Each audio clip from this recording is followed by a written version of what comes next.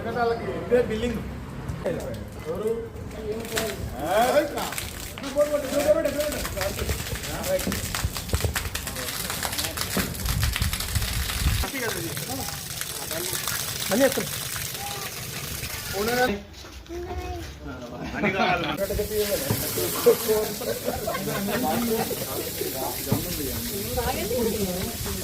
మంచిగా ఉంటుంది మన వాటర్ ఇక్కడ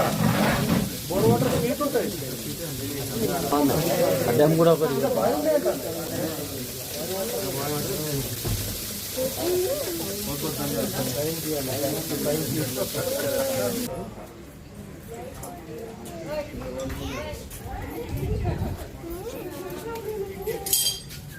ఇప్పుడు మనం పని కావాలి